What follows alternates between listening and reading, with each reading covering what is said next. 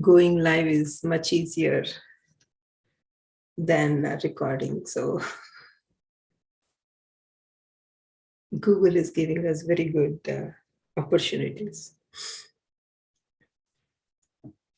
So we finished one day. I'll go first. Yesterday, I could barely finish it, all the things that I was supposed to do. Morning, I was, usually I do for an hour of meditation, but I was really, I would say in my words, struggling because like 3-4 times I opened my eyes and I'm like, is 1 hour done? And then because of the other work that I had, I could not devote my time as much as I could for this 3 + 2 + 1. And in installments, I have done my meditation in 3 hours. Sometimes I think 4 or 5 times it took me 3 hours to meditate. But by the end of the day, I felt that I finished. So that was the happiness part of my sadhana, that I have finished. And one thing that I think the reason why I was struggling is, I don't know, somehow I got a pull on my back, on my neck. I don't know what it is. Whenever I sit for meditation, it was healing. Andar Telugu, no, not everybody are Telugu. Yeah, it was healing. That's why I was like struggling to finish an hour. But by end of the day, I think it got better. And whenever I sit, it was hurting. So that was the reason that I was really struggling to meditate.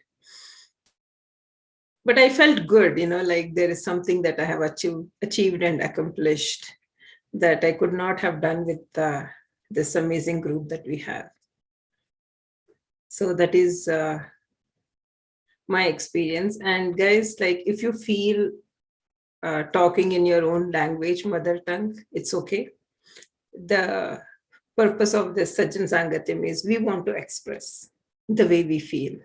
And if your mother tongue feels good, it's okay. We all, the people who doesn't know, we will enjoy the language that we have. As Patriji says, whatever we do, we have to enjoy. So, and please come on the video and talk. That way we can connect better. Who wants to go next? Balagaru, మీరు unmute చేశారు. Yeah, hi Madhvi. Yeah, actually yesterday I was not sure whether I could connect to it into my internet or not. But finally, I mean, luckily, at that time, they didn't take out my power, but later on they took it out, so I could join. And then first session, I was lucky. But so I normally I do 2 hours meditation. Because of this, I did. I joined 1 hour group meditation, and I did extra. So I achieved those 3 hours.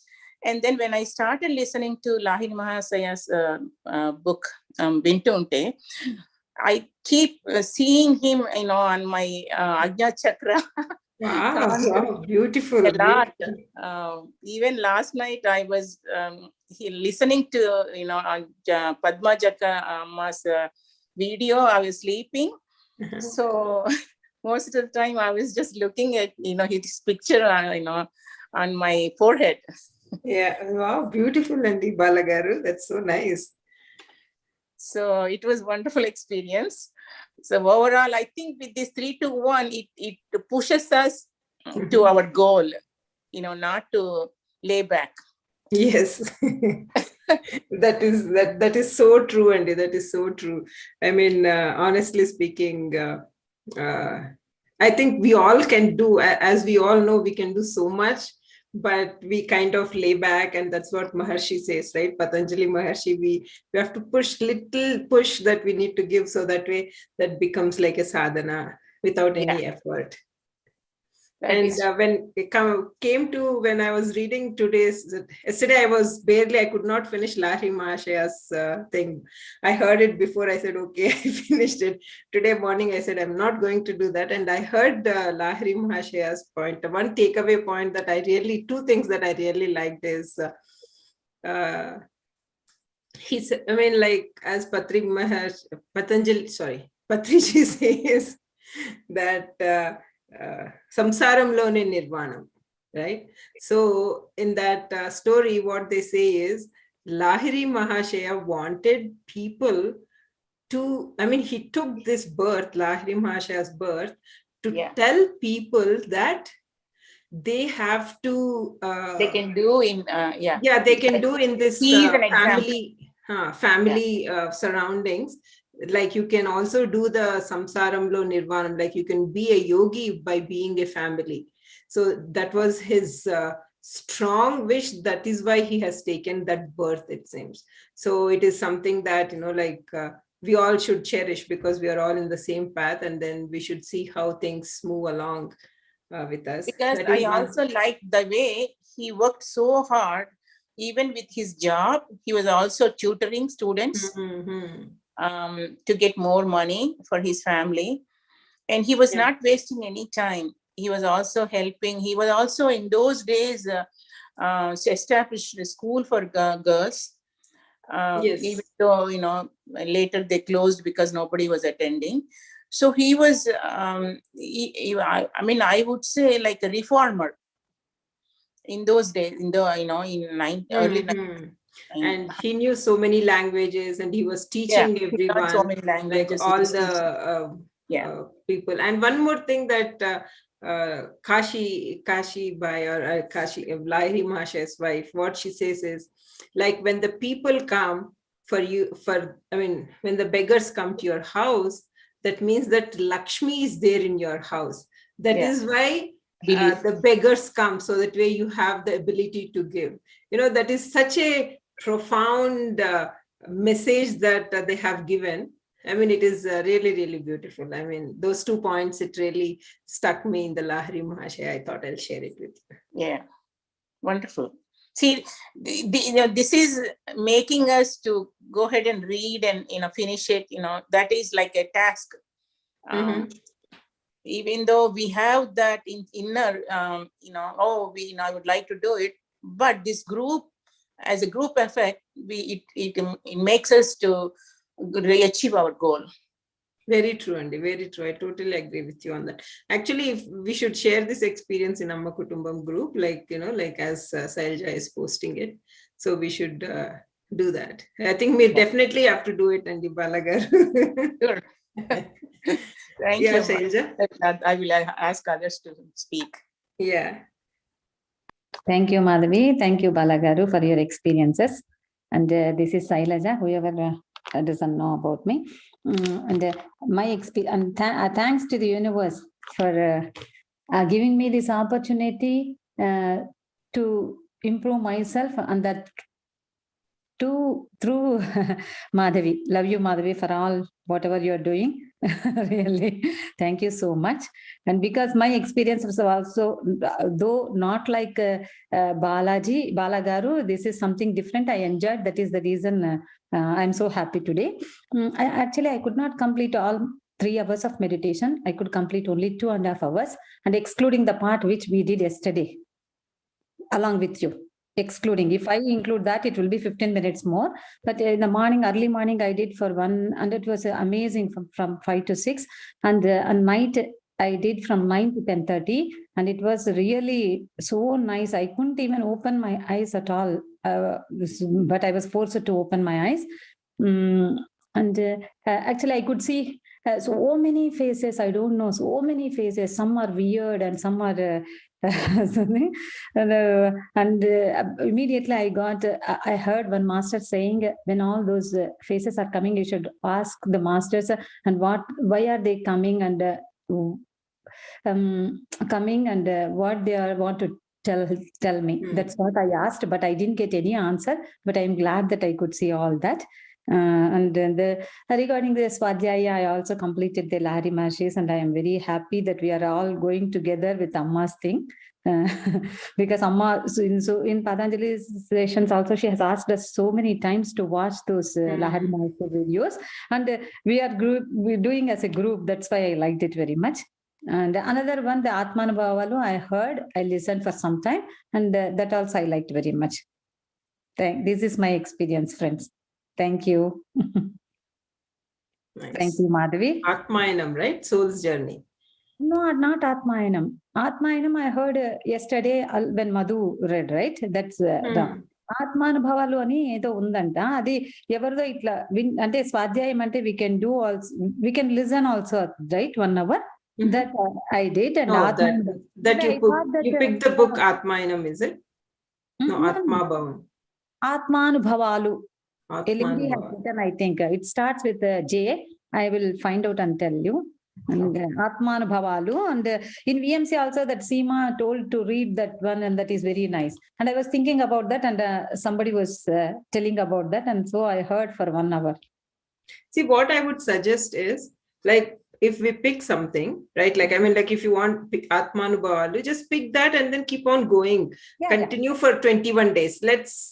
Let's try to continue whatever we do. Let's try to continue for 21 days, so that way we will get the message, or we'll get the continuity. Yes. What you said is that this was only for 3 days that master was explaining. So that from now onwards, I'll do that. Because the another second hour, you told that we can do another choice. Yes. But even then, your suggestion is very nice, Madhavi. We'll go like that. Okay. Another book I'll pick and read for 21 days. Sita, anything that you like, like, because that will be nice. I have not read Sita Ainam, so that it is very long. So 21 days I can read that. Actually, today morning, one more thing came to me, Sailja, was in Amma Kutumbam group. Put the Lalita Sahasranamam in the afternoon. Morning, you put, it's a different thing, but just put that also. First or second, I'll talk to you afterwards, after the session. So, Madhavi, thank you so much. I'm going on mute, okay? Thank you. Thank you, Sailja. Hi, Prachi, good morning. Good morning, Madhvi. Hey, Madhvi, thank you to you. It's been, almost a month before I was thinking to, last year I did such a good, I was able to do 4 hours meditation. And then suddenly the last few months, I could only sit for 45 minutes, and that too sometimes only for half an hour. And automatically my eyes will get open in half an hour. But yesterday, after, with all the discussion and everything is going on, I was like, no, I have to do 3 hours. I have to do 3 hours. I have to do 3 hours. I have to push. Even though I didn't feel like sitting, I'm like, no, just because I have to complete it, I have to sit. So I said, and I thought maybe, man nahi lagega apna. But then fir bhi I sat down, and I was, at least the goal was that you have to keep your eyes closed, and I was able to do it. And aisa nahi tha ki man nahi laga. I was lost in many things. And I'll share one thing. So I do that Om Shanti meditation, and I have stick to it because I want to see the changes for next 21 days. And I've been doing it just before that also, before you started this program. A few days ago only I started doing 1 hour every day, just to see if I can extend at least from 40 minutes to 1 hour. And then now you bought this program, so that 1 hour has extended again to 2 hours. And yesterday I could finish up 2 hours 20 minutes or 10 minutes, something like 2 hours 10 minutes. So at least that was a great achievement for me to finish it in 1 day. And I felt so good while I was doing the meditation. In my meditation, it was telling me to be more disciplined. Like in the meditation, I was planning, how can I finish my 3 hours from tomorrow, so I can get up in the morning. I am not an early person, but then I can do it. And because I did it in the night also, 2 hours continuously, like from 8 to 9, and then our session started 9:15 to 10:15. And then we did a little bit of book reading, not reading, but just to discuss what we did in the afternoon. And then I couldn't sleep. So it was 12 o'clock, 12:15. I was like, I'm not able to sleep. What do I do? So I sat down and I did the Louis Hay 21 affirmations. So that affirmation, that only for like just to listen. maybe I thought that will help me to listen and then to go to sleep. So I did that for 10-15 minutes and then I slept. So this whole thing was so amazing that, and then book reading, the Yoganand book. I used to read, I started this book last year, probably in 2019, end of 2019. And it was, बहुत energy है उसमें. Even just listening the book, it has a lot of energy that after each chapter, I used to get stuck that in thoughts. And then so I couldn't complete that book. So I only did until chapter 6. And I was pushing yesterday myself, I need to do it. But I didn't do it yesterday. But I started this morning. So I finished my chapter 7 this morning. So this is a good push that the pending work that I had, the books that I wanted to read, it is happening. And just to tell you a funny story, yesterday you put down the book named Soul's Journey. In the early morning yesterday, or maybe a day before yesterday, on 30th, you put down that name of the book, right? That early morning, I was talking to a friend on the phone, and I came to know that she is also meditating. She was my painting friend. She used to come for the painting classes. So I came to know that she's also she's now in meditation and all that, in spirituality. And while talking to her, I suddenly told her, Surya, why don't you read the book called Journey of Souls or Soul's Journey? And she said, okay, please write me that name of the book and I will read it. And then suddenly I felt after keeping the phone that message was for me. I have to read it, right? And until that, you didn't send the message. There was no message about it. And then, and then afterward, I saw your message, and literally you picked the book Soul's Journey. That afternoon, I got a confirmation that whatever I told her in the morning, it was for me and not for her. I need to start this book. It was so amazing, and I knew that. And then you put Yoganand also, autobiography of Yoganand. That was one of my pending book. So I felt like this was meant to be, and I need to complete it. So I was not able to complete. And then I also heard the Shreyan's Daga, his presentation about breath work that he did, which was very amazing. So this was my experience. I'll keep quiet now, but it was very good push that I really needed it. I felt this jolt of finishing this for 21 days. Yeah, I think everything is coming, just falling in place, right? Everything is falling in place. Whatever we wanted to do, it's happening. This was needed. Yeah, that's really nice. Thank you, everybody. Yeah. Thank you, Prachi. Yes, Ailja? Hi, everyone. I just started my, I stay in Germany, so the timings are a little bit different for me. So yesterday's experiences, like actually I'm taking part in this one, Journey Towards True Path, which is conducted by all the masters. So it would be, so my day starts midnight 12:30 with the meditation actually. Oh, okay. So 12:30 to 1:30 meditation, and 1:30 to 2:30 there is some a talk by some master each day. So I'm attending that one. So 2 hours. So that covers 1 hour meditation. And yesterday I did 1.5 hour to almost 2 hours. I can say almost I covered 3 hours yesterday.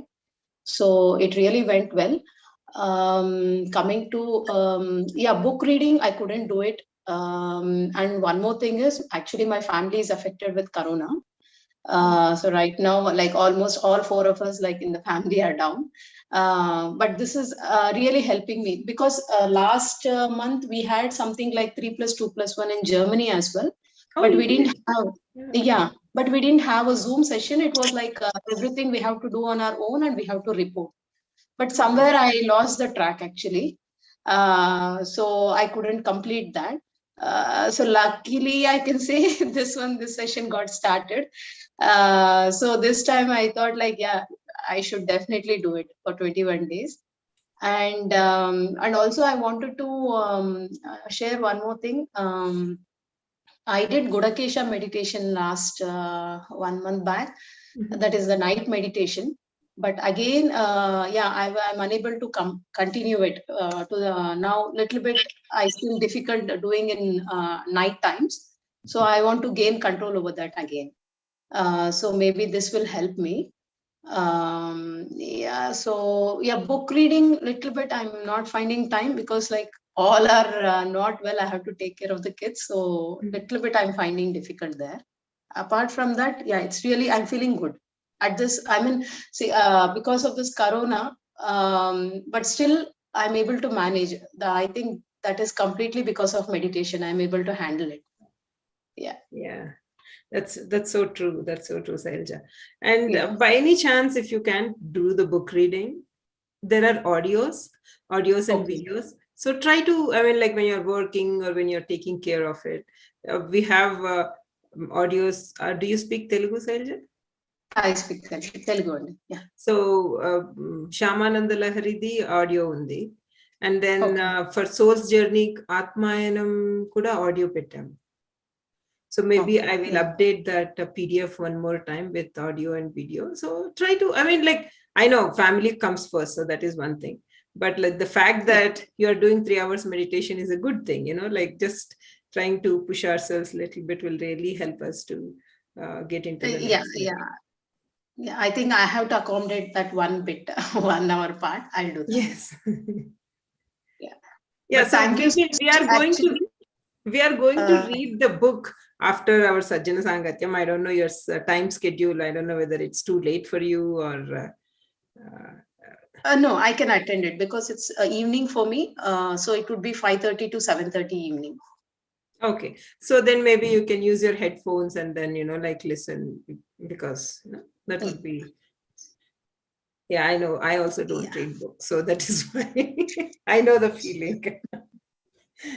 Yeah, no, because the kids are at home. Whenever I take some book, they start coming and disturbing. So that's a problem. Yeah. Very nice. But thank you so much for initiating this program. It would be really helpful to discipline completely, because every time we think that we should do meditation for so many hours, somewhere we either we do meditation and we miss book reading, or we read book and we miss meditation. So this will help us to balance everything. Oh, that's really nice. Thank you. Who was doing 3, 2, 1? I looks like I missed Madhu Gachala was Here, some.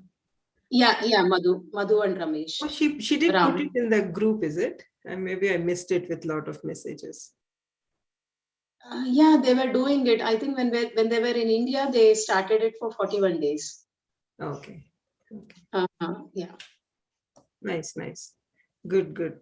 We are all coming in the track to get into next level of spirituality. Okay, we'll move to the next one, Leena. Thank you, Sailja. Yeah, good morning, madam. As you know, I said you that I do night meditation. Yesterday, as your class was going on at that time, was on that mode only. I did till 2 o'clock, then little gap I needed. Then again 4 o'clock, no, 3:30, 1 hour gap. Then again I started. I have got the links of that inner journey. I was listening to that Hindi mein. Then JTTTP, that, and then Chandra Sir's class. All decided. And again in the afternoon, I was evening, I guided in the 2 batches. I said, you know, one is a Sindhi gap and the other is Hindi. I guided them. And the third part in between, some audio also, I got a time, I was listening to it. So this was my schedule of today. That's really nice. Did you get a chance to listen to the audio that we have sent, or you listened to whatever you That put? is my night duty work. That is my night duty work now. Night duty work. Okay. And the other thing, tomorrow again, I will be having, where I guide them, tomorrow I will be taking class there. Okay. Regarding the parallel soul in Hindi in one of the group. That's really nice. So what I would suggest is, like, whichever audio book, as you said that you're teaching quite a bit, whatever book, if you're teaching to the people, stick to that one. stick to that one for 21 days. I know, I mean, it doesn't have to be what we have assigned. What we have assigned, if we all talk together as a group, that will be really good, because, like, we can all connect together. So that is the best thing that we can do. But if it is not possible, it's all me books or whatever, connecting with that, it takes little time. I am not getting that time much. So I'm listening to the audios in some or the audios other way. is good. Yeah, audios or videos, anything is good. But So stick the to one book. Yeah, the one you have sent, I will be listening now after the session. In between, as I get rest, I need gap. I'll listen and do. So That's really nice, Leena ji. Yeah, you're inspiring everyone that you are taking classes and doing things. I mean, obviously, most of them are doing it, but it's always good to listen from others. And they are also taking classes. Also, I did Gudakesha also nearly for 4 to 5 months continuously. But again, after this rainy season, November, the track is up and down because it's too much of rain and the health had got disturbed with the water. Yeah, my full house with water. My house was full logging with water. After that, I got issue, so I just ups and downs have come. Now again, slowly I will have to pick it up. Yeah, definitely this will help you to pick it up. Thank you. Thank you, Leena. Thank you. And how about who wants to go next? Deepika, Jyoti, Avinash, Nirmala.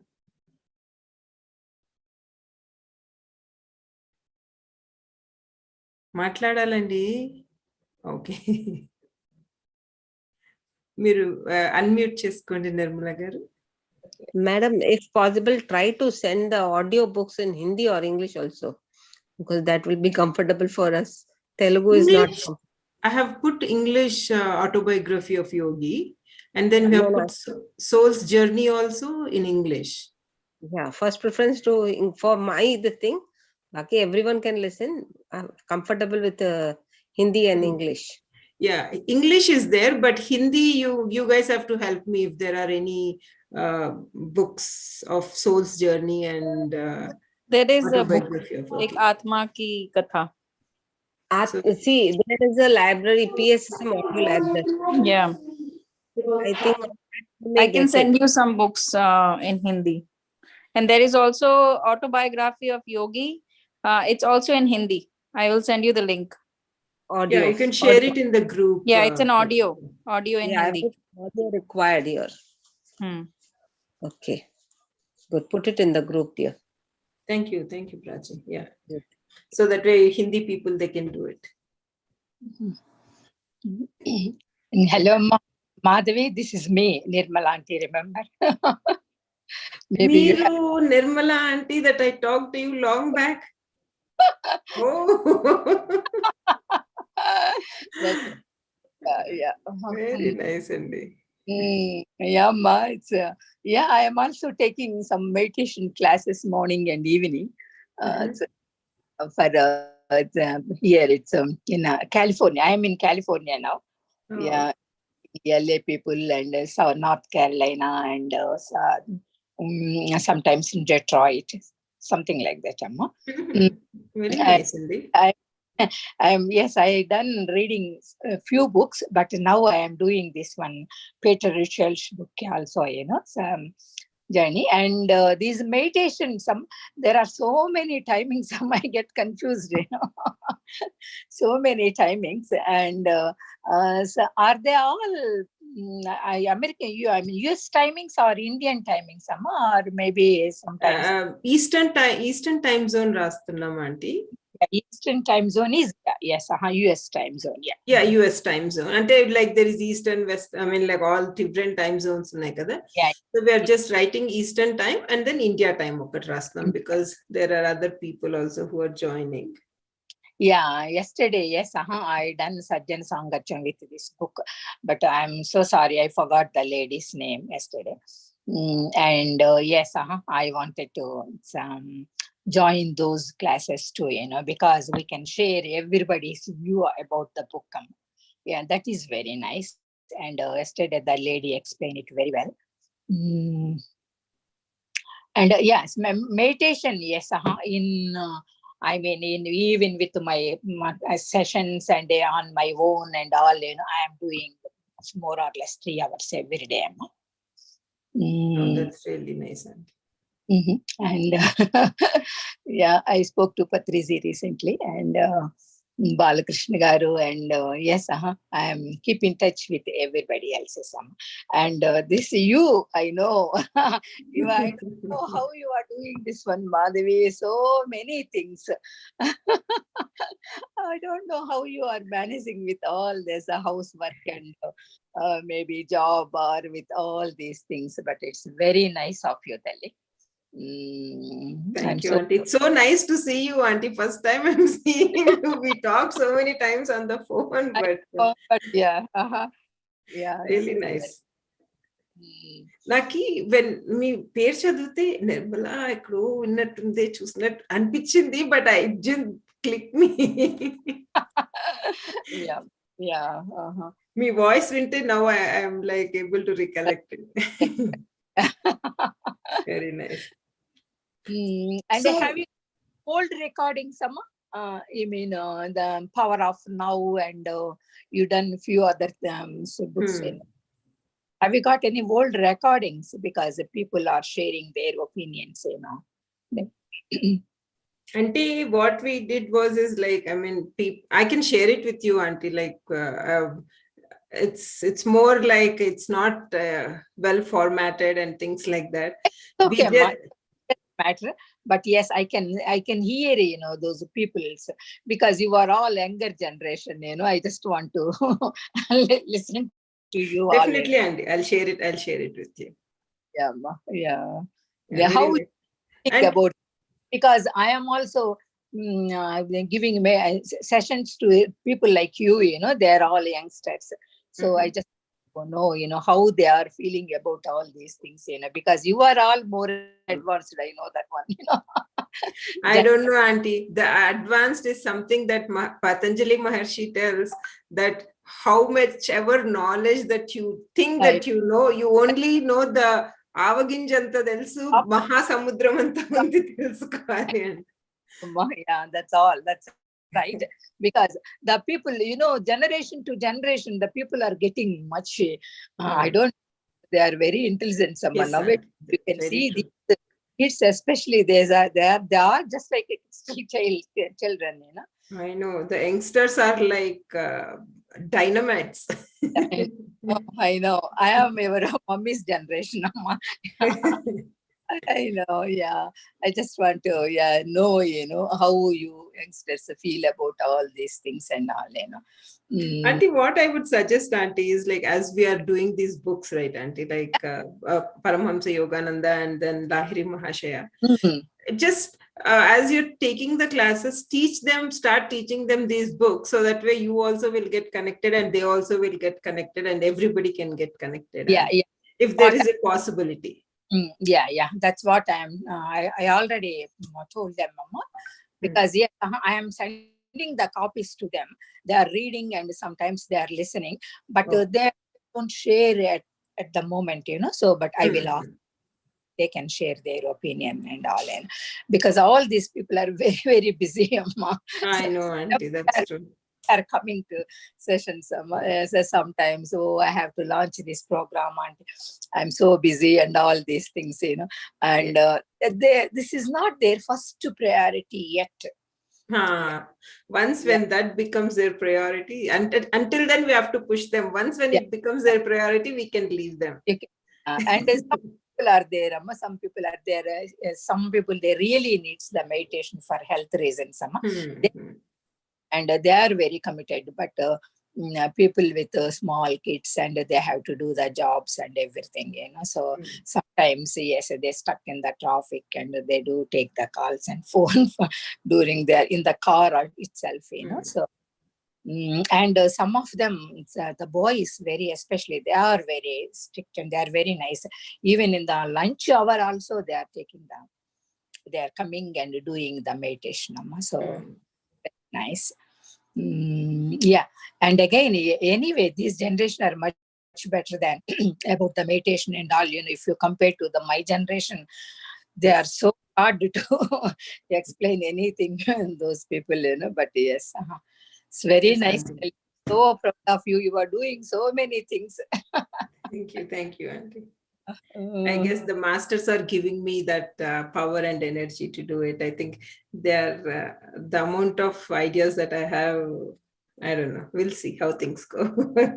Recently, there are so many things about the Nakshatra Mandalam and all these things, the Arcturians and these people.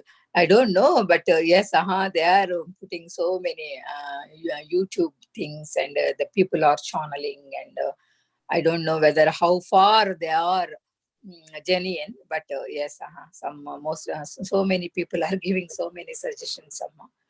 Yes, Auntie. Thank you, Auntie. About Thank you. those, Amma, what do you think about those? Huh? What do you think about those channels? People are claiming for, they are giving channeling from the Nakshatra Mandalam and all, they are giving so many instructions. What I would say, Auntie, is it's until we feel it, until we experience it, it is very difficult to imagine because it is not to our physical eye. I know. So that is why, because before, honestly speaking, I was I was in very ajnanam state, like avidya. So Patanjali Maharshi says avidya, spiritual avidya, right? I mean, like we all had spiritual avidya, and then we are educating ourselves in spirituality. So we just have to listen and then leave it, Auntie. That's what, if it comes to us, then there is an experience that we know. That's all I can say. Yeah, we can invite them. They will come and do some kind of, healing. And then, healing also they do it. And then they transfer the power and everything. Because once when we start reading Paramahamsa Yogi Atmakatha, the autobiography of Yogi, it will tell us how much how much the power of breath can do to us if we just follow that. I mean, like the miracles that they have told us in this autobiography of Yogi is really, really amazing. I mean, it's like you can't even imagine that there is something that a person can do. I know. Yeah. So when we listen to that, then everything is possible. That's what we can say. And there are people, I mean, that's what, let's not talk anything negative, but let's put a full stop and we'll take a next one. Because next one, 1 hour tarvata book reading undi. Okay. Thank you. Thank you, Auntie. It's very nice to talk to you. Yeah. Jyoti, Deepika, Avinash, come on, guys. Let's. ఏమైందమ్మా దీపిక నీకు? Nothing. I was happy listening to the new people.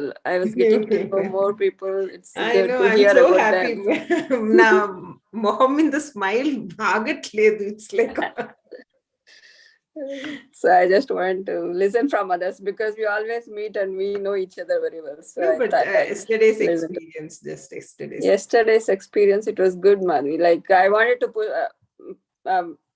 accommodate 1 hour meditation. So I was able to do that. In the night, I joined Prachis. So with that, my 3 hour, because morning 1 hour and evening 1 hour, it was happening. So I just wanted 1 more hour. I could join the Prachis meditation. And then my other book is, other than this Soul's Journey, I am doing that Biology of Belief. That book is they're doing in Buddha CEO Book Club.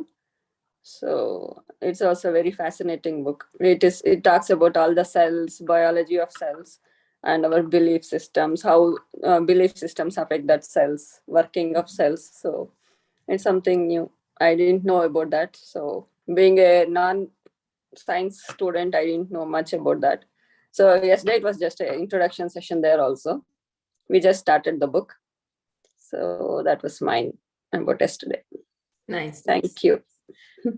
Actually, when you were talking, one thing just popped up in my head.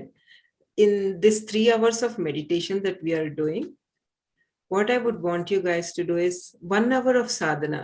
Do it for yourself. Do it on your own. And then the other 2 hours, you can join the sessions and see the difference, how you feel and what you feel, like doing sadhana by yourself and doing sadhana with other people as a group meditation.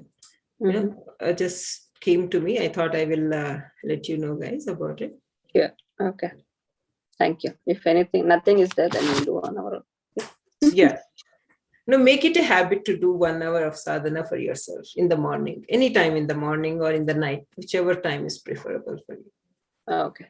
Yeah. As of now, I joined Buddha CEO last week only. It has started. Okay. So now it's going on. So morning and evening, I'll have to join them. Then, Okay. Sure. yeah, I'll try. If not in the night, If then not now, like, I mean, the reason why I'm saying is just experience, because unless we experience that's what something. I wanted to, like, night time, I wanted to just do meditation before going to bed. I wanted to make that habit. It was not happening. Then this Buddha CEO came and I joined. And yesterday, because 2 hours only, it was 2 hours, I had to join Patriji. So if it is not possible, I can join. I can do it on my own. And so, I think it's for everyone, for me and for everyone in the group, that like we should do 1 hour sadhana for ourselves, and then rest of it we will do group meditation. Sure. Just to experience. Yeah. Thank you, everyone. Thank you, Deepika. It's good. Jyotama. She must be busy. Avinash?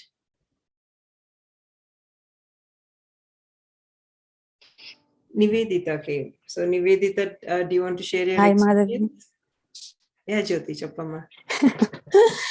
Kids are playing there. That's why I'm feeding them. That's why I'm in laundry room now. Anduke anukunna. That's what I thought.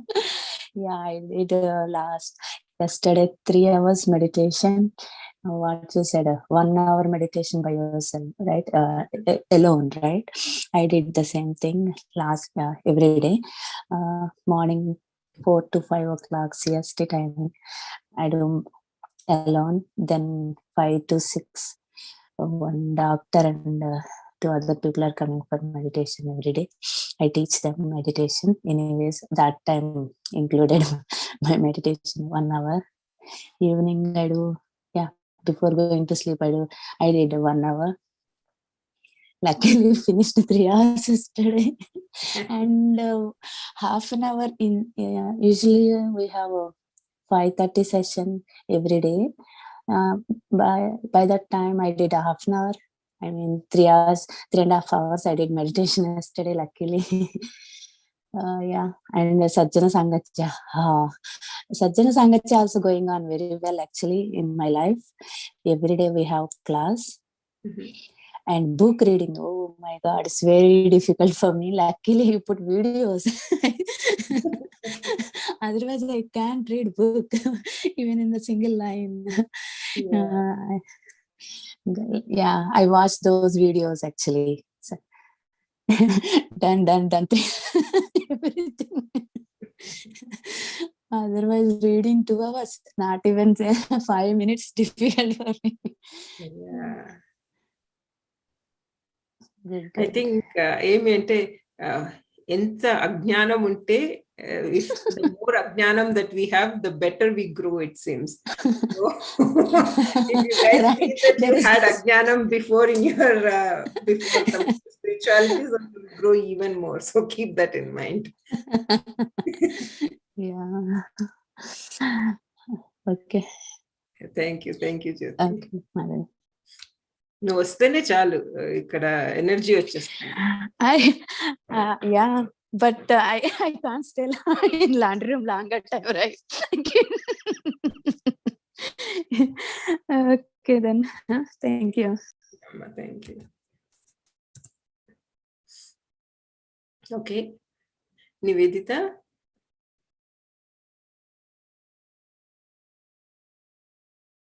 Is it Nivedita? Hello. Yeah.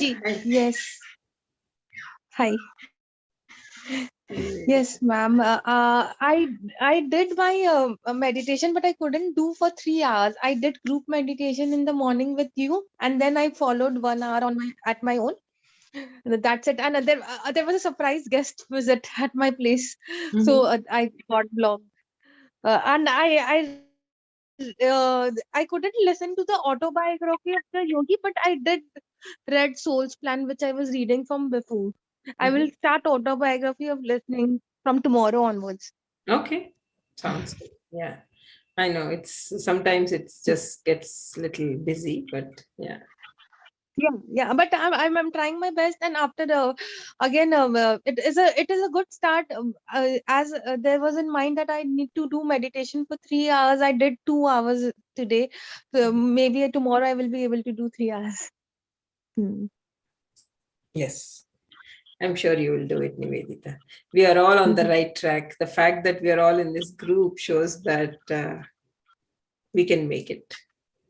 Thank you so much. So Avinash, నువ్వు చేసావా లేదంటే you are in the process, because I saw you joining yesterday. Can you unmute yourself? Sorry. Hi all. Sorry, yesterday I could not join because I was tired, very much tired. But I just did only 1 hour meditation yesterday and today. Hope from tomorrow onwards I will do 3 hours meditation plus book reading also. Due to lack of time, I could not read books. But it is very much energetic hearing stories from you regarding books. అంటే మీరు ఏం చదివారు, మీ takeaways from the books, that's really nice to hear. I hope I will share my part also. Sure, definitely, Avinash.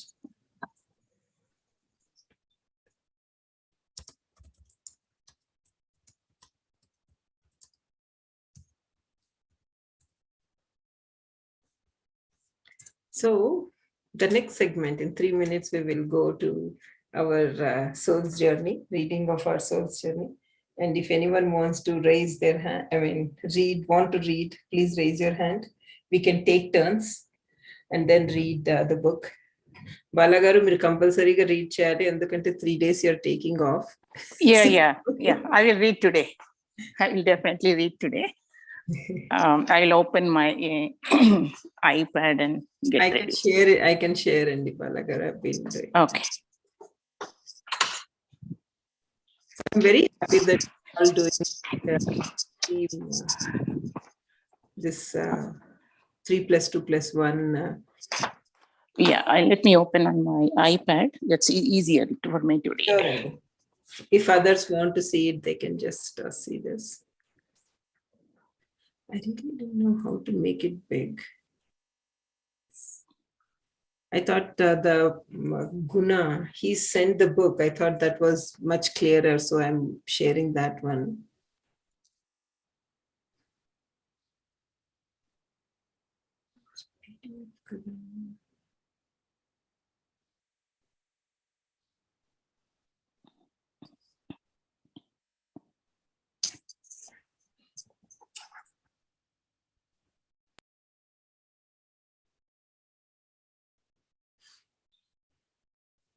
If anybody wants to share anything.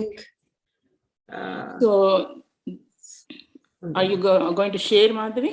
Yes, Andy. Yeah. Okay. So, I think Madhu finished last chapter, the prologue. So now today we'll start the chapter 1? Yes. Okay. We're supposed to send the group, Cyril. It's okay. Okay. So, yeah, yesterday, Madhu explained very well and she summarized about the, how this person met the Indian guru when he lost his brother and how he's helping him. So we'll go through, what's going to happen. Chapter 1. I have not come to convert you to any new faith, any new philosophy. I have not, the guru is saying, whoever, Indian guru, I have not been sent to you by him who is my master to provide answers to the questions which puzzles you at present. The only way in which I can do this is to tell you about the fundamental facts of life in the hope that this will give you a foundation of knowledge through which you can build up a philosophy of your own. So he's saying, I'll just tell you the facts, then you think on your own. I shall also assist you in gaining practical experience through which you can prove things for yourself. That's what he's saying. So he says he will assist him in gaining practical experience. Much of what I say will sound unusual to you, but in many lives, I have studied much and had proof of which has convinced me that certain facts are true. I have no desire that you accept what I say as facts or truth. For you can also do so when you get to know such things within your own consciousness. So he's saying, whatever things I explain, it may be, it may not convince you, but think on your own about the facts. That's what he's saying. There is an old saying of the Lord Buddha, who founded the religion which bears his name, which illustrates my point. One day, one of his disciples came to him and said, "Oh Lord, whom shall I believe?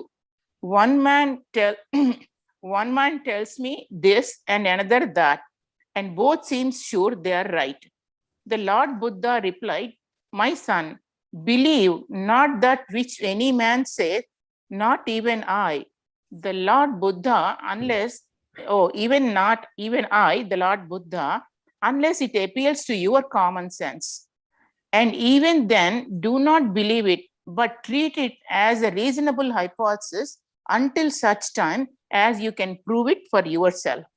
So this is very important. He's saying, don't believe whatever others say, but think on your own and experience on your own. First of all, I shall give you a rough outline of the path, which is called evolution, and of how that indefinable thing called life is found to flow through the kingdoms of nature. So he's going to explain how the nature works, how the kingdom of nature works. Of the source of life, I can give you no idea. So he's saying, from where everything is coming, I don't know what the source. I cannot know. So I cannot give you no idea. I do not know how. I do not know, and I have never met anyone who did. So he's saying about the source, we don't know. But what does that matter? All thinking men are agreed that there must be a creative power behind the universe. Whether we think of that power as a personal God or just the power of creation does not seem to be matter of great importance. There are many who still like to think of God as a venerable old man with a beard, an idealistic figure based on the highest that each person can imagine. So normally, we most of the people, he's saying, we think that God is like an old man with a beard. But with unlimited powers and an understanding of justice that is unequaled amongst men, who shall say that such an idea is foolish? It may satisfy many, but it has no foundation in fact. For no man lives who can speak with knowledge of either the creation of the universe or of that thing which we call life. Yeah. The world, although we cannot analyze life, we can contact it. Who has not seen an animal or a human living 1 minute and dead the next? What has happened during that minute? Certainly something has gone out of the body, which one saw in action, and left behind the still flesh, which even as one looks seems to start to disintegrate and return to Mother Earth. So he's explaining all of us, we see birth and death with our own eyes, how after death, the body disintegrates into earth. So we can recognize life as a fact, although we may not be able to understand it.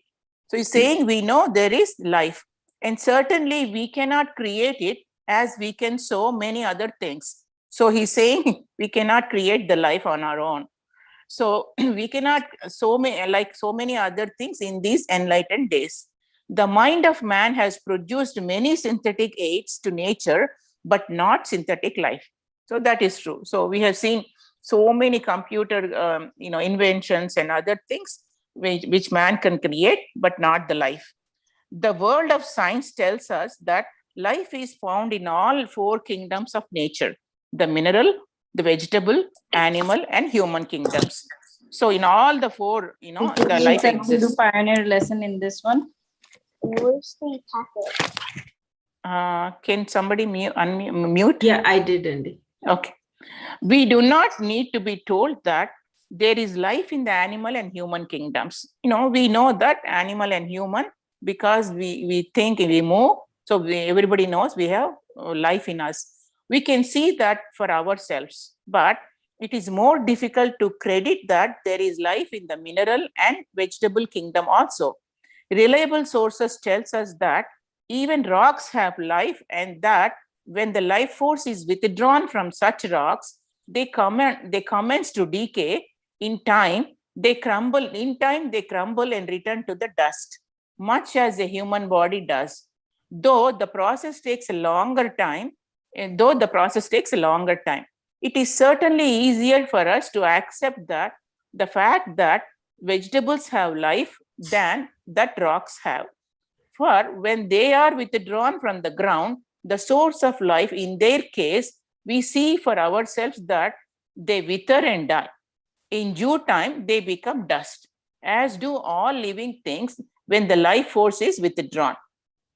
So I heard this saying that the God sleeps in the rocks and in the mineral kingdom, and God moves in the plant and kingdom, and God thinks in a human kingdom. That is how the life force. The philosophers trace life still further into an additional kingdom, which they term the superhuman kingdom. For when man has conquered the human kingdom, his evolution does not come to a sudden end, but goes on upwards, even ever upwards, until at last it reaches the source from which it sprang. How many countless ages before this one, no mere man has been able even to guess. So he's saying, we had to keep on going, on evolution of our births until we reach from where we came, until we go to our home place. Thus, they state further that life is progressive, as are all things in nature, and that of the goal of life is experience. This it garners and harvests as it progresses through the kingdom of nature, from the lowest form in which life is found, to the highest, which can be described as the perfect man, or a man made perfect. So he's saying in every kingdom there is evolution. Next, we must consider what is the difference between life as found in the mineral kingdom and life as we know it in the animal and human kingdoms. Its essence is undoubtedly the same, for as I have stated, the origin of all life is divine. But how different is its expression? When life starts functioning as various minerals, it has no individuality, as we understand such a thing at the human level. So he will explain, for humans, there is an individuality. He's saying in other kingdoms, there is no individuality, but it is a group consciousness. In the lower types of minerals, the life force, after having gained the experience it must obtain, passes into the higher forms. Later, it passes to the lower type of vegetables, and so to the higher types of the same kingdom. All this takes many thousands of years as time is reckoned on this planet, but it is only when life passes from the vegetable to the animal kingdom that any sort of division becomes apparent. So here he is saying from lowest mineral to the highest mineral, and then from that mineral to the plant kingdom. Even in the plants, from the lower plants to higher plants. That's how the evolution occurs, he's saying. Even at this stage, there is no individuality, but merely a group. Madhavi, can you scroll? What did I leave? But merely a group consciousness. Okay.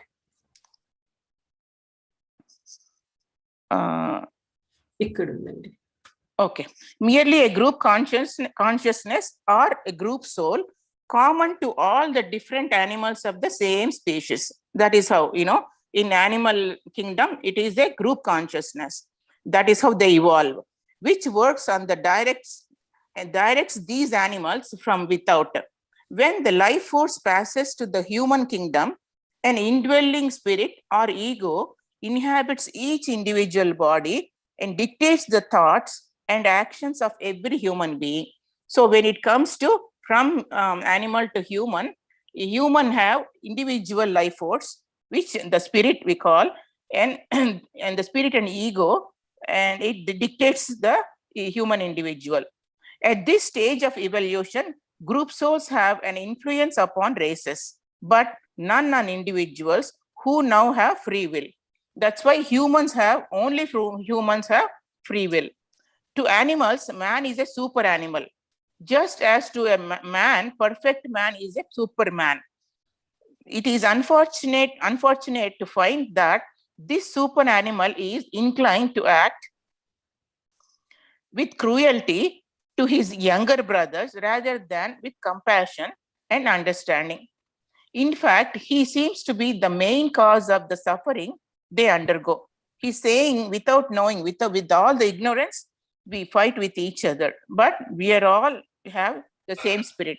If man killed only for the purpose of obtaining food, as animals do, or because a wild animal is threatening to kill him, that might be regarded as conforming to the laws of nature. But he tortures animals by various means so that his women folk may be adorned with furs and feathers, and he kills for what he terms sport when he practices his skill in marksmanship, regardless of the suffering he may cause to those not so well equipped as himself. He's saying animals kill other animals for their food only when they are hungry. But humans, they kill other animals for their enjoyment, for the sports purpose, and to take their skin, or to take the feathers, for their enjoyment to put there as a garment. So this is ridiculous, he's saying. All this thoughtless cruelty brings into manifestation the emotion of fear, the most retarding of all emotions. So because of all this, we bring fear, that emotion. Fear of the super animal begins in the lowest forms of animal life and continues throughout the animal kingdom till animal contact man in domestic life. Then the fear that was born in the early stages is slowly but surely replaced by love.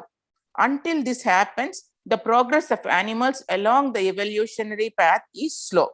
So he's saying that is how the fear, from the animal kingdom, it starts, and then it goes on into human kingdom.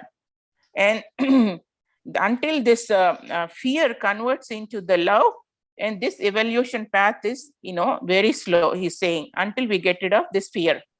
I shall trace for you the passage of the life force through the animal kingdom. So he's explaining how in animal kingdom, how it works, the life force. Try to imagine the life force as constituting the water of a slowly moving canal. It is bounded on both sides by the banks of the canal, thus giving the impression of a controlled purpose. There is practically no difference in this stream when passing through the mineral and vegetable kingdoms. but there is distinct changes as it emerges from the canal into the conditions ruling in the animal kingdom. So he's saying, as long as it is the water canal, as long as it passes through the vegetable and mineral kingdom, there is no difference in the stream. But when it goes through the animal kingdom, there is a conditioning. The animal kingdom is a complex structure of different levels of evolution, from microbes and worms through the wild animals of the jungle to the animals which man has domesticated. In passing through the animal kingdom, the life force acquires the coloration of experience. It takes form as, shall we say, myriads of tadpoles. The life force was contained in the larva, which we produced by a frog. In due course, it emerged as many thousands of tadpoles. These were born to contact life and gain experience which will color the water that was clear. He's saying that even though there are so many tadpoles which are different from, small frogs, but they're all born, from a group group consciousness. They're all born to give a color to the water. That is the purpose. Many tadpoles die in infancy, never reaching their destiny as frogs. And these units of water may be said to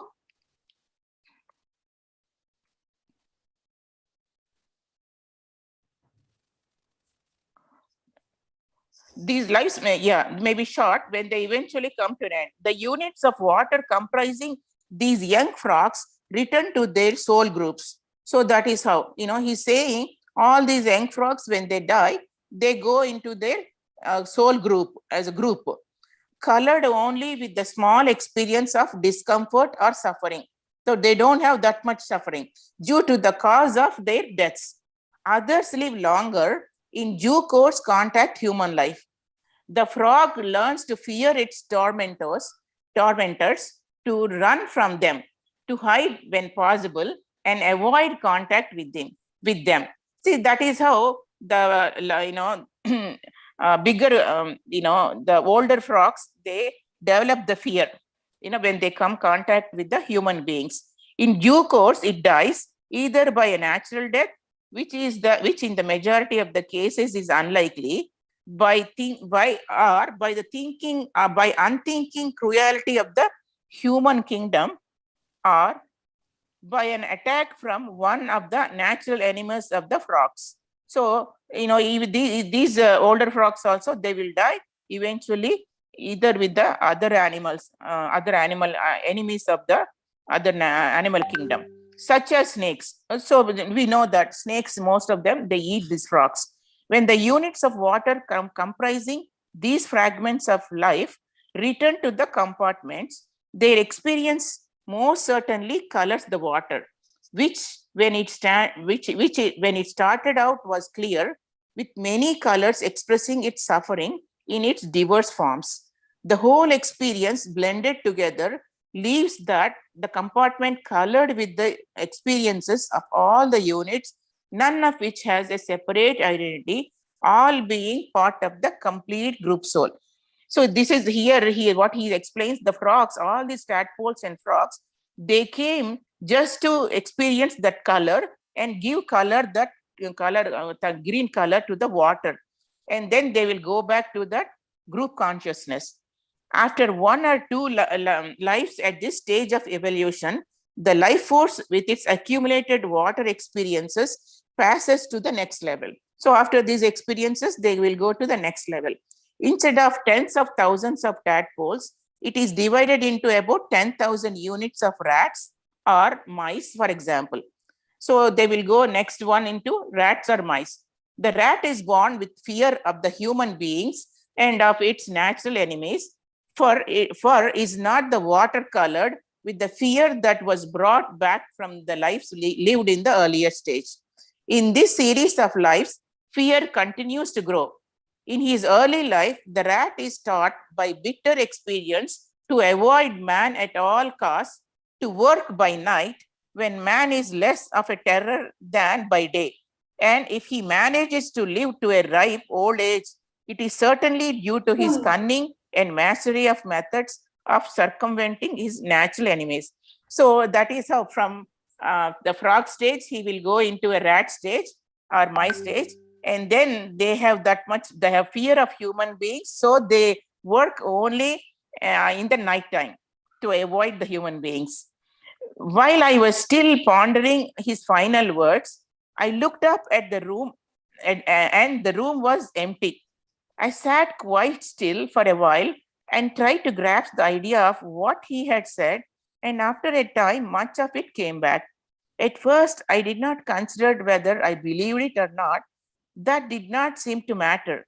It was all so new, but it certainly was interesting. Already, although I was tired, I began to look forward to the tomorrow, for I was confident he would return. The following day, I sat at my desk with my eyes on the door. I was determined I would be on the lookout to see if he opened the door or came through it.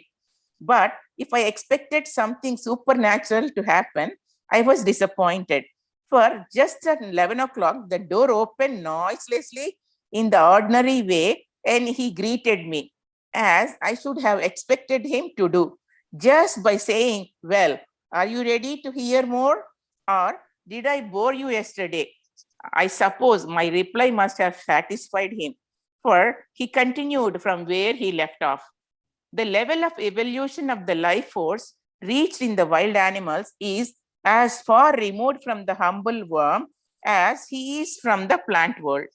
The animals themselves live by the natural law, which is the survival of the strongest. And the keynote of the animal kingdom is self-preservation. The weaker animals are killed for food, and fear for survival colors the experiences of all such animals from the day they are born to the day they die. So he's saying, animals and plants, they just live for themselves, and they don't harm others, whether their death be a natural one or due to the exploitation of the stronger animal. And that is how it happened, or a bullet from the gun of a hunter. Is it any wonder that the predominating instinct of all wild animals is fear? Fear of the stronger animals and fear of the super animal called man. So he's saying all the animal kingdom, they live in that fear of either the stronger animals or because of the man fear. Many lives are lived by group souls in the bodies of wild animals, because in such incarceration, they learn the important lessons of self-preservation and the necessity to work in order to survive. For the obtaining of food alone for each and every animal becomes a daily duty which can never be neglected. During the periods when food is scarce, the instinct of the animal teaches it to seek new pastures and to learn adaptability, which will stand the soul in good stead when the time comes for it to emerge as a separate human entity. So he's saying animals, they live in and they work together as a group consciousness. They go wherever there is food, if there is a scarce of food in that area. And also they get adaptability when there is no food, when there is scarce of food. Maternal instinct is in evidence for the first time in this stage of life of the group soul. So he's saying, the reproduction comes, as an instinct in that stage of animals. I have said enough for you to realize that the wild animals represent the top of the spiral covering the lives lived by the group soul in the animal kingdom. For when they're ready to progress further, the group inhabit bodies that bring it into closer and closer touch with the human kingdom, to which it must pass in the fullness of time. So he's saying eventually they become very closer to human kingdom in their evolution. In their wild state, elephants, donkeys, and buffaloes, they will fight wildly against capture by man. And when caught, when they will caught, it is only if they are tamed by kindness that they become at all domesticated and willing to use their natural powers in the interest of human progress.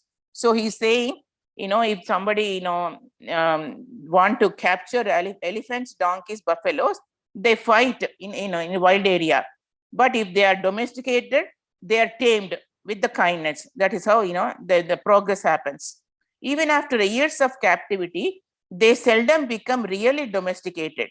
However, in the lives which follow, they are mostly born in captivity. Therefore, their environment from birth teaches them to lose some of the natural fear that past lives had produced them.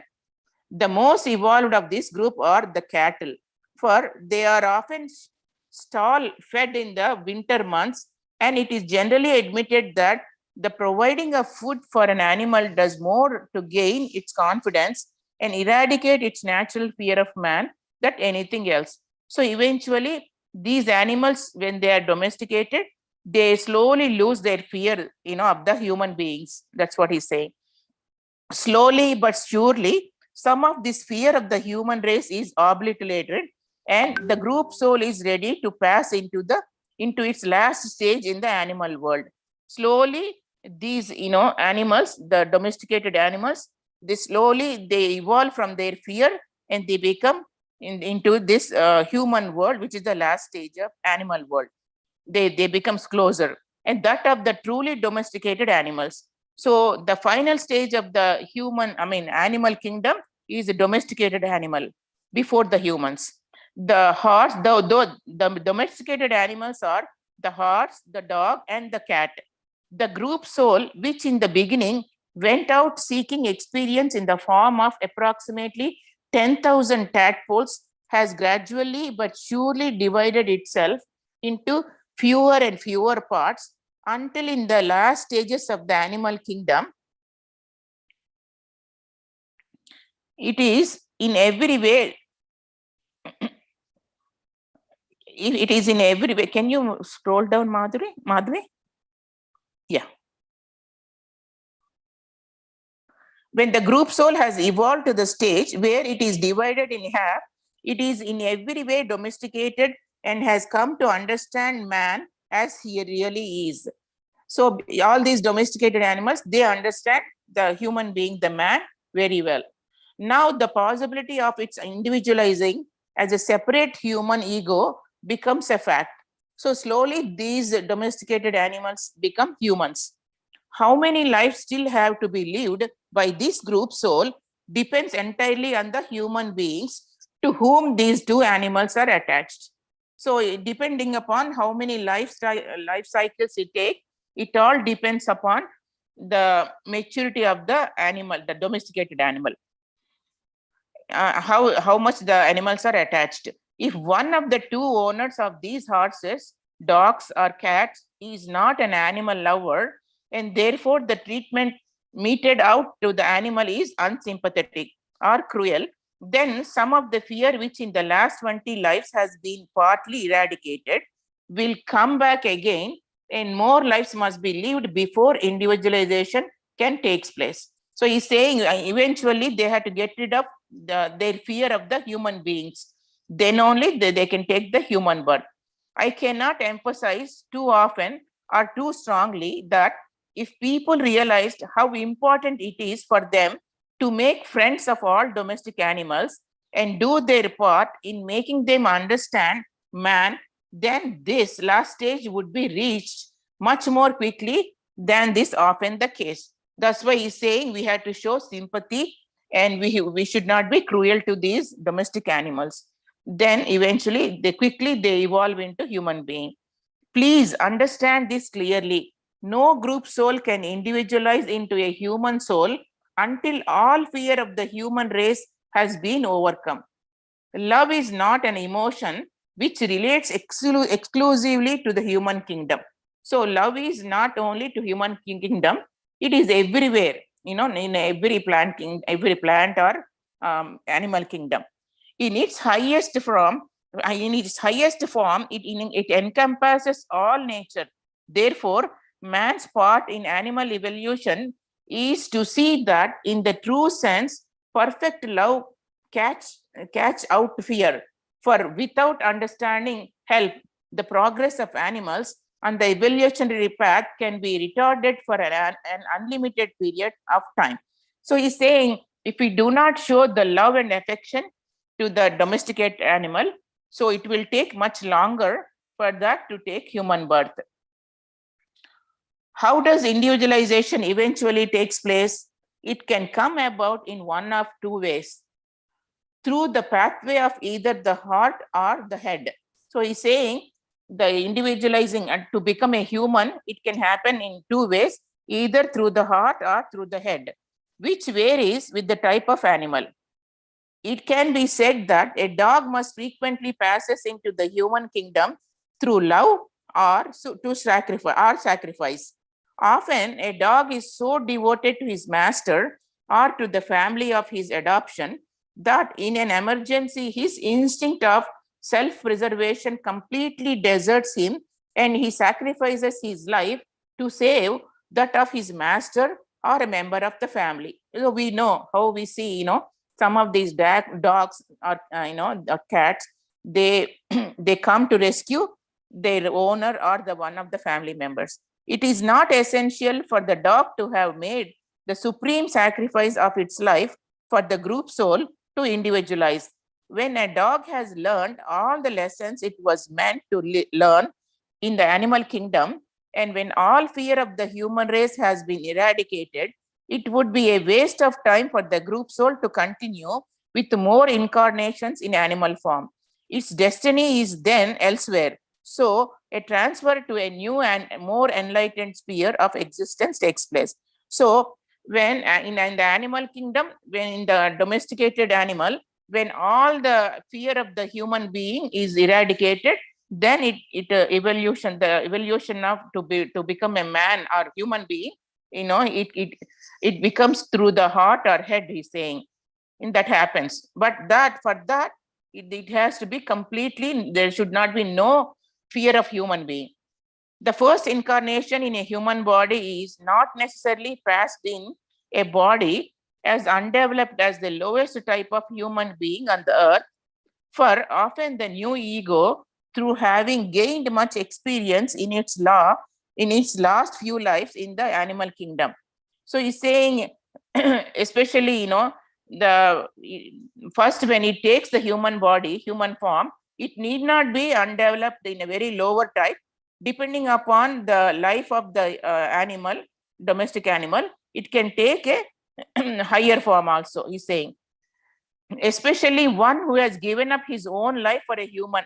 So when that animal who sacrifices its own life, for a human, that domestic animal takes a higher form of human life, has earned the right of a human body slightly more developed than the most undeveloped type found in the world.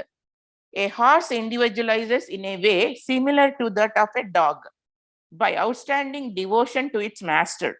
Often one has heard of a horse making a stupendous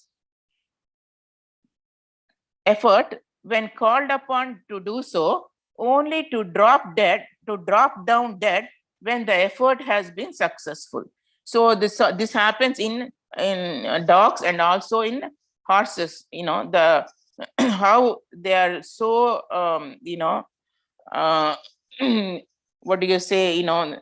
They show so much affection to their master, and they are ready to give their life also. While a dog or horse passes into the human kingdom through devotion or sacrifice, so a cat earns the right to live as a higher entity by learning to understand a man. So this happens in dog and horse, but in cat's case, it seems the life it takes is to learn, how to understand the understanding of a man.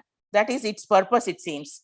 In olden days, many philosophers said that a dog and a horse earn the right to progress by devotion, whereas a cat employs cunning, the first glimmering of the faculty of reason. So he's saying, the philosopher said, the dog and horse, they earn their progress of evolution by devotion to the master, But in cat case, only by cunning in glimmering, and watching the human being, it evolves in its life. We can see instances of elephants who have been trained to serve man, and monkeys who have lived in their right types of zoological gardens, who obviously qualify in this respect. And in surroundings devoid of fear, they have used their brains and so can be said to understand to a limited extent the way of man. So he's saying even in monkeys and elephants and also the cats, they have that intelligence and cunning, like like a man. Animals which miss out of a life as domesticated animals go into the lowest form of human body. So he's saying animals which they miss out the domesticated animals form, they go into a lowest human body form that is known in the world. On the other hand, the group souls of many highly evolved dogs miss out having to inhabit the bodies of the lowest form of human life. So he's saying some of these dogs, when they are not taking the domesticated animals, they become a lowest form of human life. They take, and they are born into bodies of a more evolved type of a man, probably as members of tribes who for generations have served as mankind. So he's saying they become, those dogs and animals, they become tribes, which they, all these tribes, they live as groups. That is how they take the birth. Before passing on to the early lives of the human race, with its tremendous differences from life in the animal kingdom, I must mention the case of the animal which individualizes as a human being while still occupying an animal body. So he's saying in tribal case, they still live like an animal group, and they live in groups, and they, like animals, like animal body, they still occupy the animal body, those instincts they have. The transfer from the animal sphere to the human must take place when the right time comes, when all fear is gone, and when the love side of the animal has been sufficiently developed. So when until the animal, the human fear is gone and the love is developed, they cannot take the human form. In a case where one dog, which is half a group soul, has died a natural death, and where the second half of the group soul, another dog, remains alive but has no more lessons to learn, this dog becomes a human being in every other form, in other than form. Doubtless, you have come across cases where a dog in later life seemed almost human, where it appeared to understand almost every word that was said to it, and where it uncanny understanding of your thoughts and actions savored of an intuition beyond what you imagine to be possible to an animal. So he's saying the animals who avoided, the group soul to become the tribes, they become very, the once very clever domesticated animals. Such a dog is in fact a human dog, an animal in form, but a human in intelligence, and one able to reason and make decisions for which it alone would be responsible. So he's saying some of these evolved animals, they become domestic, very intelligent domestic animals. That's what he's saying. The main difference between a human being and an animal is the faculty of reason. So the humans have the reasoning, but the animals they don't have it. And with its gifts of free will, only the humans have the free will. A man knows the difference between right and wrong. Even in his early lives, as a human being, he can make his own decisions, whereas an animal has to obey the laws of the animal world. An animal lives by instinct, and outside the limits of instincts, it cannot think. So an animal, it can only live by the animal nature nature laws, and also animal instincts of the group instinct. A man can choose the evil path, even though he knows it is evil, and against the progress, and it's against the progressive forces that rule the world. But an animal must ever act as its instinct compels it. So he's saying the human being has the free will. It can act as the way because he has the reasoning.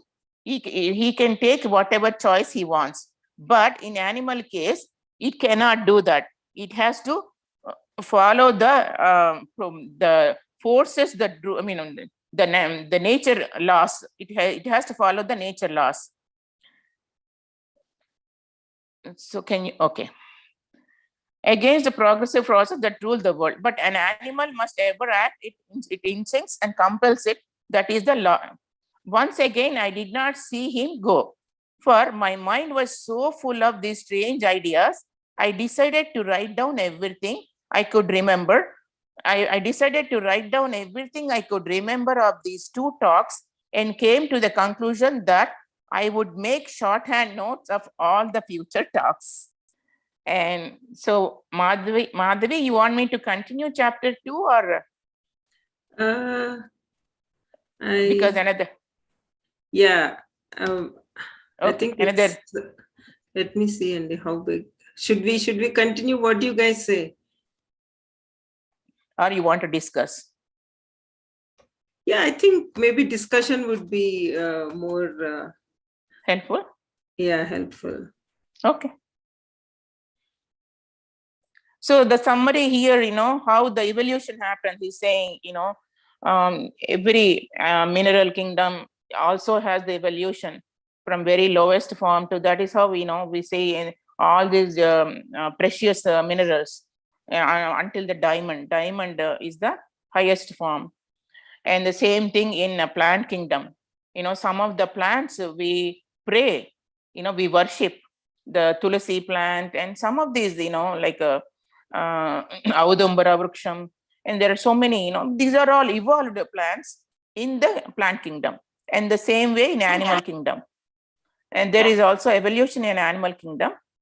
So that's how, some only very few animals become domesticated, like horse, dog, and cat and all.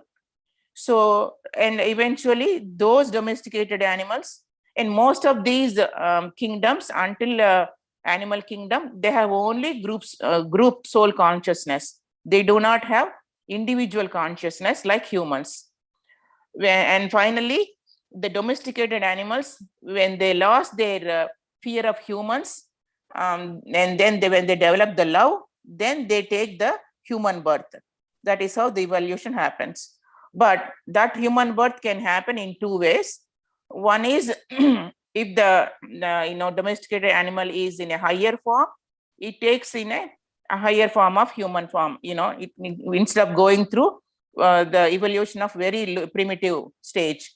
But as a group souls, all these animals, they take the birth of a tribal, very primitive human birth. And in that stage, they still have these animal instincts. So, and even they behave like a animal body, they still have those animal instincts. So they still follow the leader's commands, and like in a group, they do everything. And that is how the evolution is occurring. And only the humans have the free will and logic mind, whereas the animals, they do not have. And that's how, until chapter 1, that's what we learned so far.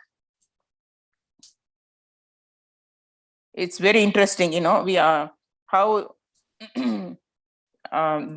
we go through so many stages of evolution to become a man. So true, Andy. I mean, it is really, really, before coming into spirituality, you thought that any the stones and all those things don't even have life. Yeah. It's like, it's just there is no life for that. At least for animal, for plants, we knew that there was life. But when it comes to stones and rocks, we never. That is the reason in India, Hinduism. And in Hinduism, we pray to all, even the mountains, all the stones and all, all the plants, we pray, because the life force is everywhere. That is so true. Yeah, I put. learning about the dogs and the behavior and everything, this will definitely change my way of looking at my dog. Perception, yeah. It's amazing. I mean, now I'm thinking about him, like, that he's here with us, and what could be his next, or maybe this could be his last life as an animal, because he is domesticated with us and all that, and the way he's understanding us and loving us. It's just amazing, just to go through this. I couldn't take my ears off. It looks like you are going to give a new human life to your dog. Right? Yeah. I mean, it's just fascinating just to know that, after this, I know all the dogs live 14 or 15 years or max 16. It's just amazing just to know that he maybe after this will go into the human life, and that's why probably he came. And whenever we do puja, he will come, sit next to us every time, every evening we'll do puja. He'll just come and sit over there. And then he will, we do meditation. He won't disturb me. He will be around. He will, after the meditation, he will just come sit next to me. So that all explains, his soul. I always think that, do you know what I'm doing? How do you know, or do you see something, or, they can see things. So it's just amazing to know that, that he will be, just by reading this, I feel this very strongly, that he will be into the next human life. He will take a human life in the next life. Yeah, that's definite. See, I mean, when you think about dogs, especially the dogs, like the amount of love they show to you, the kids also won't show it to you. That much love they show it to us. And I think in return, they want our full attention and our love, so that way they can be they won't be scared of us anymore. I think that is such a beautiful science behind it. Like when you show love to the people, or when you show love to anything, then it is something that you can't be cruel to them.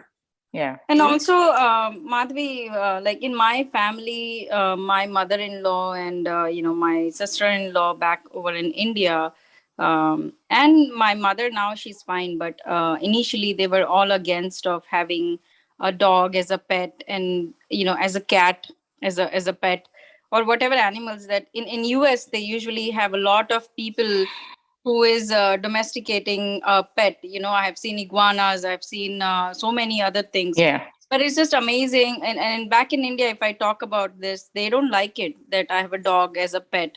So now, just to understand the whole scenario, that now I feel like I should tell them. I know they will feel that I'm crazy, but this is the reason they are coming to us. This is the reason. Actually, it was not like that. And now things are evolving, and we are domesticating them to take away the fear that they have. And also you are providing the environment for them to grow and take another human form, in a progressive life. It's like now I have a reason to talk as why, if they tell me the other way around. So it's just it's a beautiful book. Oh yeah. I'm still scared of dogs, but I think now I have to change the view of the dogs. No, Madhvi, if you would have seen me 6 months ago, I was exactly like that. My next door dogs they have to stay 1 block away from me. And everybody was surprised, So I learned this trick in Vishal sir class. It's called reverse time. So you have to go ahead, think that your fear is over. Like you have to fast forward yourself and look back that your fear is over. So when I was going, and we were learning that technique. So when I was going to pick the dog, I was literally shivering from inside in the car. And I told my husband that I want to pick a dog, but I'm very scared to even go into that puppy cage. And so I meditated in that 45 minutes car ride. And then he said, 5 minutes, we are going to be there. And in that meditation, I healed myself, saying the same thing over and over, that no, I don't have a fear. I see myself as picking up a dog and everything. And to everybody's surprise who were going with me, I was the first one to enter, and to meet the mother. So I was not scared. And everybody then said, who is this Prachi? It's like, I was the one holding the puppy on the way, because we went to Atlanta. And from Atlanta, we drove back, and I was the one holding the puppy all the time. I had no Wow. idea where that courage came from, how it happened. But I know I imagine and I use that technique. But it's amazing, I see change in myself. Now I can greet the dogs who come in front of me. Because I know their behavior now. One line that I really understand about fear is, you are fearful because you don't know. Once you know, you're Yeah. fearless. So Because unknown. because it's unknown. So what I learned is initially, so I was talking to myself, what am I really scared of? So the answer came that I'm scared of that they will bite me. So then I also studied about their behavior. And then I learned that their behavior, this particular behavior this is the reason they are coming to you. So when I learned that behavior, now I'm able to, that take away the fear. So now that I know, it helped me to take the fear away. So it was a process that I went through, but it's just amazing, the whole thing. Yeah. Nice. Madhvi, I'm also in the same situation like you. I'm scared and I see and I also love people loving them, but I cannot go near to them. That's what. No. But we need to use the practice technique now, and we need to ask the universe why we are having that. No, kind of... Sailja, we will make more people meditators. That is. Yeah, our path might be something different. Yeah, each soul is different. Yeah, we have come for some other reason. Yeah, we will love the dogs from the far. Yeah, and also like the people loving them. Also, I like watching that. But yes. Actually, even I'm in the same boat. I'm scared of the pet dogs, but not the street dogs. Something different kind. Interesting. Yeah. It should be the other way around. Other way, yeah. No, in my childhood days, maybe around 10 years like that. Once I went to one of my relative house. They have a black pet dog at their house. I was just sleeping in the hall. Till then, I was not scared of any dogs. I was in deep sleep. The dog was licking my hand. Then I suddenly got up from the sleep and I saw that dog and I screamed. I don't know. From that day onwards, I'm like very much scared of pet dogs. I'm just in Germany. Yeah, here also we have a lot of dogs. So I always feel very scared. It's like as if I'm seeing a tiger or something like that. Yeah, actually in Colorado, they don't have, not one dog, they will have 2 or 3 dogs in each house. It's especially this Highlands Ranch is known for so many, they have dog park in our area. I think it's just that people here love dogs. It's really nice. Like the way, I think after reading this chapter, what I felt is the way we look at the animals and the way we look at the animal kingdom and then the plant kingdom will really change us in a better way to look at things, right? Like when there is a stone, you used to throw it, and now you know that that also has a life. So just be gentle with that, or anything for that matter. It's we are the superhumans that we need to take care of our animal kingdom and plant kingdom. And also in Patanjali sessions, we have heard, Madhvi, that now we are changing, but the people who are already born with those, already they are evolved souls which they come, they don't make any sound, and whatever they keep also, they throw also, they do very gently. You remember in one of the sessions, Amma explained, and I told that my sister-in-law does like that, and I like the way she does. Yeah, we can recognize the people who are like that in our surroundings. Yes. But we know that we are not that. And now we know that we can change too. All these things, really learning is so nice, and implementing is also very good. So true. I think somebody has, Isha, there is so much of knowledge out there in this universe right now. But there is knowledge, but how much are we implementing that knowledge that we have gained is the most important thing. And I think we are all doing that. So we should what do you call, appreciate ourselves that we are all doing that. It's motivating as a group to do, Agreed. especially with this 3 to 1 or others are doing, why can't I do it?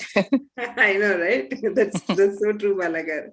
Yeah, I mean, that is why, see, that is one of the reasons that we have to message each other in the group, so that way, oh, they can do it, so we also will try it and we can do it. And it was a very good balance of everything yesterday. Like, not everybody could finish, but it's like some people could finish. It's like there is always challenge that we need to face. Yeah. Especially with families, something or the other comes up. Yeah, Avinash. Actually, I would like to share two of my experiences. Last year, in between February to April, when I was meditating, I suddenly taken into one of my past life where I was born as a fish, and apart from me, there are the people who are in my present life. One person is there with me in that life as a fish, and the the most important thing is, just like as humans, I felt the overwhelming emotions as a fish in the water that came out of the blue. That's one experience which I wanted to share. And the another one is, this happened in last year, April. Just before my family got hit by COVID, one day I was meditating under mango tree. At the end of the session, I have seen few birds chirping around, and I somehow understood the communication between them, where one bird is saying to the other two that something bad is going to hit my family in the coming days, while the one of the bird is trying to stop that bird from speaking negative, because that will manifest. I mean, their communication, I don't know, somehow I understood. These are the two things which I wanted to share. Actually, talking of that, how you could understand the birds in Patanjali Maharshi Sutras, he talks about when your chitta, right, when your mind is quiet and it is not thinking about anything, and there is a process. So when you start looking at them, you can read their sounds, it seems. So like you have to do the samyamam with those sounds, so that way you can understand them.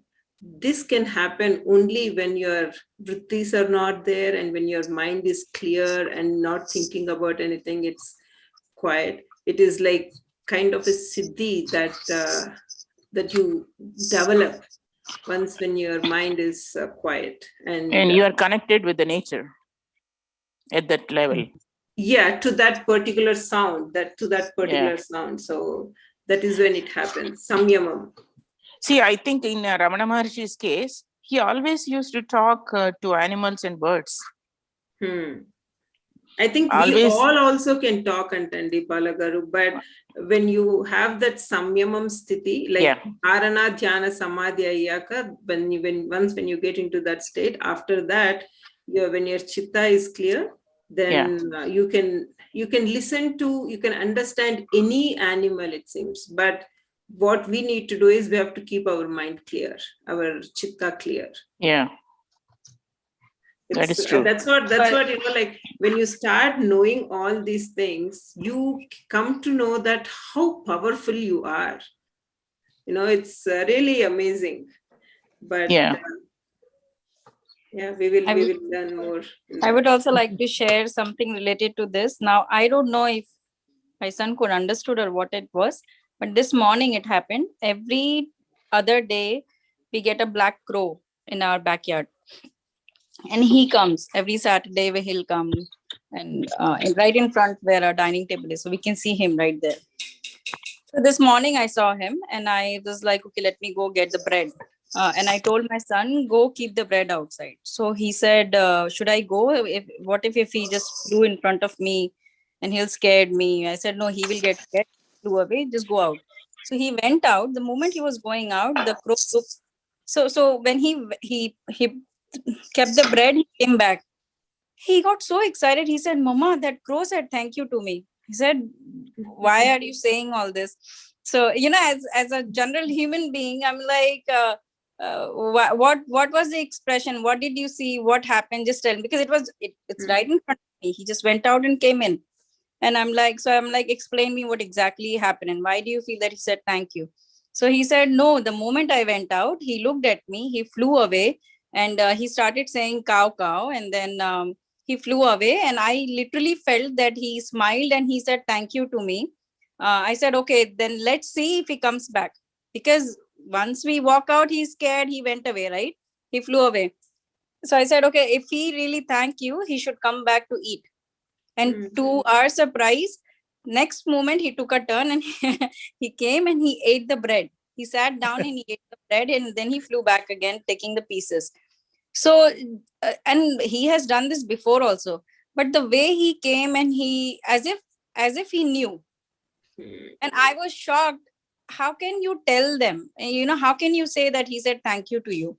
He said, no. And the way he was expressing, it felt he knew, like for sure he knew that he said thank you. So I kept it over there and I said, okay, that's very good that you have a connection. So we'll see how it happens more. But it's just this morning, right? Wow. The class. So yeah, it's 13-year-old. So it might be that when you were saying about Chitta, that their Chitta is clear. Being a 13-year-old, their kids, they don't have a lot going on in their mind. So it could be that it could be his connection. Yeah, so it's just amazing. So the main That's thing lovely, is Drittis and Chittas. If we work on that, then we can become superhumans. And also I want to say one thing to Prachi.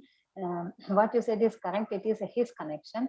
And now coming into this spirituality, we are noticing all these kind of things which were also there before also. But now then we were closed our doors or windows, whatever we say. But now we have opened and we are trying to no, it's very true.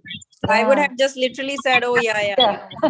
No, I would have done this. Oh yeah, whatever. Let him feel happy. But now I can actually feel, especially when Avinash shared his experience, I could actually feel that this was somewhere connected. Maybe he was connected to that. And I always had this feeling, those two crows, they have come every time after we have gotten this house. They will come every time in our backyard, whenever, especially, puja ke time pe, we keep it outside the prasad. So that day they will be there already. So I always felt that there are two souls.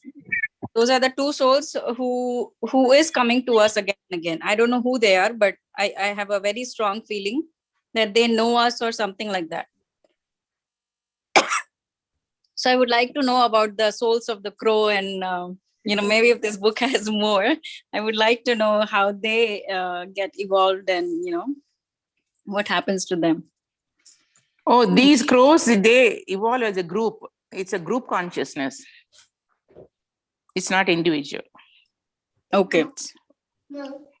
Only when it comes to dogs, cats, and buffaloes and... they're more evolved. So when they group consciousness meaning the group of crows together? Yeah, that is why you see they fly together. Whatever they do everything together. Yeah. Okay. So even if one animal knows the instinct that there is food in the other side of some place, and then they will communicate and they go as a group. Yesterday or somebody I was reading, even they did some experiment, the monkeys.